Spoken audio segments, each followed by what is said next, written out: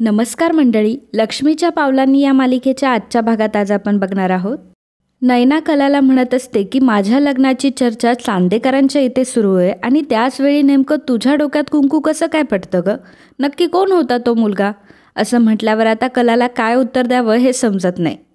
कला म्हणते की जाऊ दे ना ते, परंतु तुझी बोलणी चांदेकरांच्या घरात का सुरू आहे? म्हणजे हे सर्व काय चाललंय? संगीता म्हणते की अगं तेच ना कला, त्या अद्वैत चांदेकरला आपली नैना आवडली आहे. हे ऐकल्यावर कलाला मोठा धक्का बसतो. कला म्हणत असते की कोणीही असू दे, परंतु तो अद्वैत चांदेकर नसू दे. तुम्हाला माहीत नाही आहे तो किती उद्धट मुलगा आहे मुळात, म्हणजे त्याला कोणी आवडूच कसं काय शकतं? तर नैना तिला म्हणत असते की तो तुझा प्रॉब्लेम आहे, माझा नाही आहे. त्याला मी आवडली आहे आणि म्हणूनच लग्नाची बोलणी करण्यासाठी त्यांनी मम्माला घरी बोलवलंय. संगीता कलाला सांगत असते की अगं बाळा, आनंदाची बातमी आहे ही, आपण काळजी करायचं काही कामच नाही आहे. तर इकडे सरोज जरा टेन्शनमध्ये असते. तेव्हा सोहमची आई तिला विचारते की काय झालं ग, का टेन्शनमध्ये आहेस? तेव्हा सरोज म्हणत असते की मला खरं तर असं वाटते की आपण खूप जास्त घाई करतोय अद्वैतच्या लग्नासाठी. आपण त्या नैनाचे घरचे कोण आहेत, काय आहेत, त्यांचं काय बिझनेस आहे हे सगळं बघायला पाहिजे. तर सोहमची आई म्हणत असते की परंतु आपल्या अद्वैतला तर ती मुलगी आवडली आहे ना, आणि खरंच ती मुलगी चांगली आहे, त्यामुळे घराणं जरी आपल्यापेक्षा लहान असेल तरी काय प्रॉब्लेम. परंतु सरोज म्हणते की नाही, आपण चांदेकर आहोत, आपल्याला अगदी तोलामोलाचंच पाहिजे. परंपरा, प्रतिष्ठा, लौकिक आपल्या चांदेकरांनी कायम जपली आहे आणि म्हणूनच आपल्याशी संबंध जोडणारं घराणं हे सुद्धा आपल्या तोलामोलाचंच असायला हवं. मला असं वाटते रजनी की आपण सगळं काही नीट बघितलं पाहिजे. ती मुलगी कुठे राहते, तिचं शिक्षण काय, ती आपल्या घरी कशी काय आली, आणि एवढंच नाही तर आजूबाजूच्या लोकांकडे सुद्धा चौकशी करायला हवी. मला असं वाटतंय की उद्याच जाऊन मी ही सर्व चौकशी करते. रोहिणीला मात्र टेन्शन येतं. रोहिणी म्हणते की बापरे, सरोज वहिनी एवढी जर चौकशी करायला लागली तर खूप मोठं प्रॉब्लेम क्रिएट होईल आणि नैनाचं भांडं तर मग आत्ताच फुटून जाईन. मला आता काहीतरी करावंच लागेल. तर इकडे कला संगीताला विचारत असते की आपण त्या चांदेकरांच्या एवढे मागे का लागलोय? तेव्हा नैना म्हणते की हॅलो, चांदेकर आपल्या मागे लागलेत, आपण नाही त्यांच्या मागे लागलो.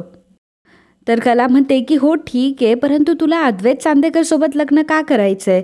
तर नैना म्हणते की का करू नको मी त्याच्याशी लग्न? कला म्हणत असते की अगं तो एक नंबरचा उद्धट माणूस आहे आणि त्याला श्रीमंतीचा किती गर्व आहे, अशा माणसासोबत का लग्न करायचंय तुला? तर नैना म्हणते की हो, असेल त्याला श्रीमंतीचा गर्व, कारण तो आहेच श्रीमंत, आणि यातच तर खरी मज्जा आहे ना. म्हणजे महागड्या साड्या, ब्रँडेड कपडे, फॉरेन टूर्स, हे सगळं जर भेटलं तर मग झाला की सुखी संसार. अजून काय हवंय सुखी संसाराला? आणि मग आयुष्यभर छान लोळत बसायचं. काजू म्हणते की हो का? मग आता सध्या नैना दिनकर खरे म्हणून सुद्धा तुम्ही लोळताच आहात, काहीच काम करत नाही आहात. मोठे असून सुद्धा कलाताईला सगळी घराची जबाबदारी घ्यावी लागते. कला नैनाला म्हणत असते की नैनाताई अगं डोळे उघडून बघ, अगं ते तुला सून म्हणून स्वीकारतील आत्ता, परंतु जेव्हा त्यांना खरी परिस्थिती कळेल तेव्हा ते तुला सून म्हणून स्वीकारतील का? संगीता म्हणते की अगं कला, पण सांगायची गरजच काय आहे त्यांना? एकदा की लग्न झालं की आपली नैना त्या राजवाड्यात राहायला जाणार आणि मग त्यांना काय करायचं आपल्या घराचं? कला म्हणते की पण त्यानंतर त्यांची जर मनं नाही जुळली तर काय करायचं? आणि चांदेकरांनी जर आपल्या नैनाताईला परिस्थितीवरून हिणवलं तर? अगं खोट्याच्या जीवावर जर आपण हे नातं उभं केलं तर त्याचा सर्वात जास्त त्रास होईल तो नैनाताईला. मी चांगलीच ओळखते त्या अद्वैत चांदेकरला. वरवर आता तुला ताई छान वाटत असेल, परंतु नंतर तुलाच त्रास होईल या सगळ्याचा. आजू म्हणते की हो ना, मला तर इतका राग आहे ना त्या अद्वैत चांदेकरचा, मला फक्त तो एकटाच भेटला पाहिजे, मग त्याला सांगते मी.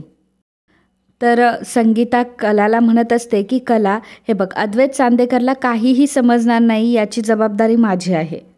तर इकडे रोहिणी ही सरोजसोबत बोलायला आलेली असते आणि ती म्हणत असते की आपल्या अद्वैतचं लग्न होतंय ना, आपल्या घरात पहिलं मंगल कार्य होतंय, आणि एकदा की अद्वैतचं लग्न लावून झालं ना तर मी माझ्या राहुलचं सुद्धा लग्न लावून देणार आहे, आणि म्हणजे डॅड थोडीशी रिस्पॉन्सिबिलिटी माझ्या राहुलवर सुद्धा ठेवतील. अगं मला काय वाटतं माहिती का, उद्या नैनाचे आईवडील घरी येणार आहेत ना, मग तू एक काम कर, तू घरातच थांब आणि तिला पासेस कसे भेटले, तिची सगळी बॅकग्राऊंडची इन्फॉर्मेशन आहे ती मी काढते. तिच्या फॅमिलीच्या सगळ्या डिटेल्स काढण्याची जबाबदारी माझी. चालेल? त्यावर सरोज म्हणते की ठीक आहे, चालेल. तर इकडे संगीता ही कलाला सांगत असते की अगं आपली नैना ही त्या चांदेकरांना आवडली, आपण तर त्यांच्या घरी गेलो नव्हतो, तेच आपल्या मागे येत आहे. आणि सुख चालून आपल्याकडे येतंय. आपण फक्त आपली परिस्थिती त्यांच्यापासून लपवली, परंतु तुझ्या ताईचं रूप तर आपण नाही लपवलं ना. आणि तो अद्वैत चांदेकर तुझ्या ताईच्या रूपावरच भाळलाय. कला म्हणते की अगं हो, पण त्यात काय वाईट आहे? तुझी मावशीच बघ ना, तुझी मावशी माझ्यापेक्षा दिसायला छान होती म्हणून तिचं लग्न श्रीमंतांच्या घरी झालंय. इतकी वर्ष झाली, तिच्या आयुष्यात कुठलं दुःख आलंय? त्यावर कला म्हणते की अगं आई, मग तुला कुठलं दुःख आहे? तू सुद्धा सुखातच आहेस की. संगीता विचारते की कसलं सुख ग? आपल्याला किती काटकसरीने जगावं लागतं. दिवाळी साजरी करायची म्हटलं तरी आधीचे 3 महिने आपल्याला काटकसर करावी लागते. नैनीचे कापडं तुला आणि तुझे कापडं काजूला. चपलासुद्धा सारख्या सारख्या फाटतात, त्यासुद्धा शिवून घालाव्या लागतात ग. त्याला सुख म्हणतात का ग? तेव्हा दिनकर म्हणतो की बस झालं हा संगीता तुझं. केव्हापासून मी बघतोय, तुझं तर चालूच आहे. ह्याचं सुख आणि त्याचं सुख सांगायला लागलीस तू. तुझ्या बहिणीचं सुख सांगतीयस. तिचे पोरं राहतात का तिच्यासोबत? आणि तुझ्याकडं तर सोन्यासारख्या 3-3 पोरी आहेत. आपण श्रीमंत जरी नसलो तरी खाऊन पिऊन सुखी आहोत आपण. आपल्या डोक्यावर सुखाचं छप्पर तरी आहे. मी म्हणतो की तुझ्यासाठी सुखाची व्याख्या तरी काय आहे? माझ्या लेकी आहेत सोन्यासारख्या, परंतु सोनं कधी कोणी खुराड्यात ठेवतं का? तुम्हाला आपल्या पोरींचा आनंद हवाय आणि मला पोरींचं सुख हवंय. संगीता 2 साड्या कपाटातून आणून बाबांसमोर आपटते आणि म्हणते की ह्या 2 साड्या, कुठेही कार्यक्रम असला तर ह्या 2च साड्या घालून जाते मी. अहो बाया मला किती टोमणे मारतात. प्रत्येक कार्यक्रमाला फक्त ही 2च साड्या नेसून येते. माझ्यावर नेहमी हसतात. कधी कोणाला चहा प्यायला घरीसुद्धा बोलवता येत नाही, कारण एक कप दुसऱ्या कपापेक्षा वेगळा दिसतो. एकाचा काहीतर कान तुटलेला, दुसऱ्याचं काहीतरी बशीच फुटलेली. मला विचारताना तुम्ही की सुखाची व्याख्या काय आहे, मला सांगा की तुमची सुखाची व्याख्या काय आहे? अहो तुम्हाला कळत कसं नाही की मला फक्त माझ्या लेकींचा सुखी संसार बघायचा आहे. आणि या घरात जशी त्यांना तडजोड करावी लागते, फक्त पुढे जाऊन त्यांना अशी तडजोड करायला लागू नये म्हणून मी प्रयत्न करते. चांदेकरांनी उद्या बोलणी करण्यासाठी बोलवलंय. तुम्हाला यायचं तर या, नाही तर नका येऊ, परंतु मी जाणार. मला काय वाटतं की मला माझ्या स्वार्थासाठी चांदेकरांसोबत बोलणी करायला जायचंय. तुमच्यापेक्षा जास्त काळजी मला माझ्या लेकींची. लई भारी भारी बोलता तुम्ही. बोलण्याची श्रीमंती आहे ना तुमच्याकडं, परंतु त्या बोलण्याच्या श्रीमंतीचं काय करू मी? लोणचं घालू का? अहो इथे प्रत्येक गोष्ट करायला फक्त पैसा लागतो आणि तो पैसा चांदेकरांकडे. म्हणूनच मला माझ्या लेकीचं चांदेकरांकडे लग्न लावायचंय. असं म्हणतात संगीताला चक्कर येते, तर सर्वजण तिला खाली बसवतात. संगीताची परिस्थिती बघून कला म्हणते की ठीक आहे आई, तू नको काळजी करू, सगळं काही तुझ्या मनासारखं होईल. नैना लगेचच कलाला मिठी मारते आणि म्हणते की कला थँक्यू सो मच. मला 100% माहीत होतं की मला काय हवंय ना हे फक्त तुला माहीत असतं. आणि मित्रांनो, आजचा हा भाग इथेच संपतो. पुढील भागात आपल्याला पाहायला मिळणार आहे. आबा सरोजला म्हणत असतात की तू आणि मी आपण कितीही प्रयत्न केला ना तरी शेवटी अंबाबाईच्या मनात जे काही आहे तेच घडेल. रोहिणी मनात म्हणत असते की तुला आणि अद्वैतला जर मला दुःखात बघायचं असेल ना तर ही नैना घरात सून म्हणून यायलाच हवी. तर राहुल नैनाला फोन करून सांगतो की माझ्याकडून तुमच्या दोघांसाठी एक प्रपोजल आहे. तू छान रेडी व्हायचं, तू आता दादासोबत डेटवर जायचं. राहुल मनामध्ये म्हणत शेवटी मला माझा गेम जिंकायचा आहे, त्यामुळं तुझा गेम करणं माझ्यासाठी खूप महत्त्वाचं आहे.